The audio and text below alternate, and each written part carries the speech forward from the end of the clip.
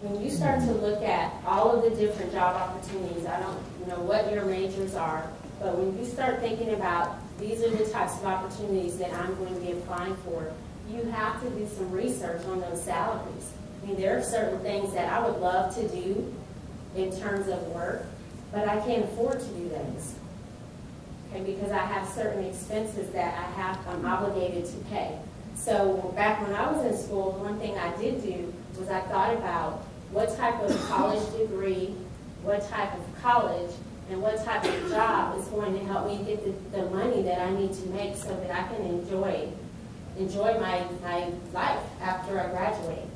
Okay, so there's a lot of resources. Several of you have already started to use them, but you have to do some research. Don't sell yourself short. Making a budget, we just talked about that. So when you do this research and you think about these are all the skills that I have, whether I've acquired them in college or through work, these are the types of job opportunities that people in my major have gone on to take. This is what they make on average. This is the geographic location that I'm wanting to be in. When you start to look at all those things, you can pretty much come close to a salary range that's going to be realistic and also that's going to accommodate the things that you're trying to do with your finances. Okay, so it's really important. Have that numbers just engraved in your head, whether it's 55,000, 60,000, 45,000, whatever that number is. You have to have that in a ballpark so that you can make some well-informed decisions regarding the companies that you're going to be applying for. Okay, any questions on any of that?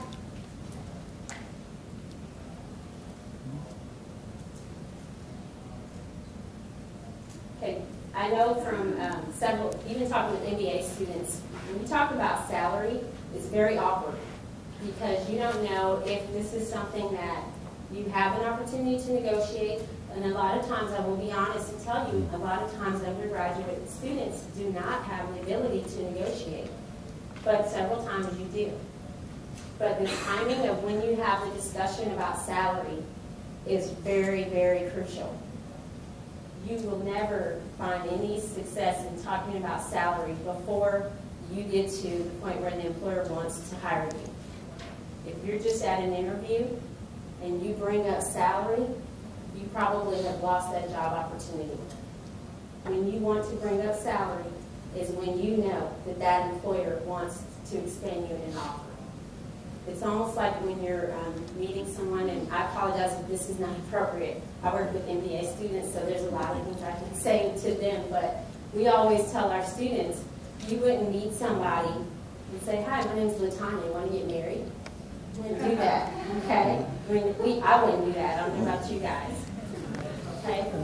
But you would build up to that because you would get to know the person, get to know what they like, what their goals are, if those are aligned with your goals. Well, it's the same thing with your employers and your employment opportunities. So you don't want to jump in and ask for the ring before you have some more information regarding the type of position it is, the culture of the company, and all those other things that you should be researching before you go into these job opportunities or these interviews. Yes, ma'am? What if the person interviewing you asks like what you're expecting your salary to be? Would you give them an actual number? No. And actually, I've got a worksheet for you, and we're going to talk about, how you get around that. Because if any of you have taken any kind of negotiations course, or maybe you've read some books, the person that puts a number out first usually is the loser in negotiations. So you want to do your best to avoid putting a number out there. And there's definitely some clever ways to do that, and I'm going to talk to you about some of those. Mm-hmm.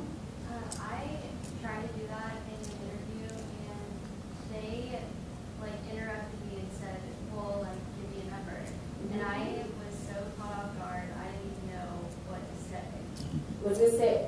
Was this like a first interview? Yeah, it was a first interview. Okay, that's actually pretty common because what I think they were probably doing is trying to figure out if they're going to be able to afford you.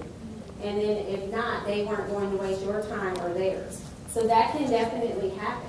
And that's why, I mean, there are situations like that when you have to respond, otherwise you're not going to move forward. So what did you do in that situation? I gave a number probably a little bit lower than I would actually want, but I mean, I knew I wasn't really interested anymore, so I kind of made up a number. Were you not interested because of that conversation? Yeah, and there was, I think he asked a weird question before, and I just threw it off, and not interested in that job path. So. Okay. See, again, that really is a great, it goes back to what I said about the asking for the ring too soon. She hadn't decided or determined that this was the employer of choice, and they're already asking her to commit to something, and it was uncomfortable, it was awkward, it wasn't timed right, and as a result, she lost interest. Okay, and that can happen to a lot of you. Employers have to do, when you go to the career fairs here at TCU, when you go to interviews and you're talking with employers, it's just as much their responsibility to win you over as it is yours to win them over. So don't feel that when you go through this process that you are not in the driver's seat at any time. Quite honestly, you're in the driver's seat most of the time because you go to TCU, your university has amazing opportunities for you to connect with employers.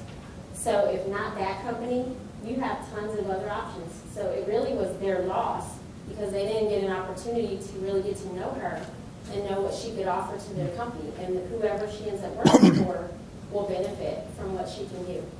And you really have to have that confidence because, again, like I said at the beginning, look at all the time you've invested here. If any of you can think back to your freshman year, and how awkward that was, that transition, and how you developed confidence over the years in terms of this is my major, this is what I want to do.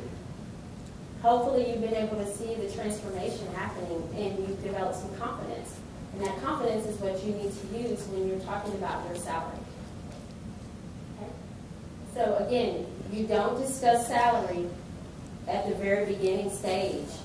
You discuss salary when you have gotten through the interview process and it's pretty apparent that the employer is going to be extending an offer to you. Now that can be very awkward because a lot of times you have no idea what the salary range is for the job.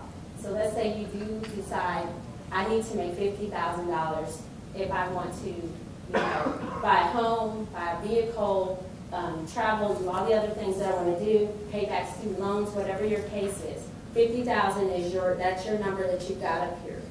So let's say you start applying for opportunities and there's no salary information available to you and you really don't know what they're going to offer you.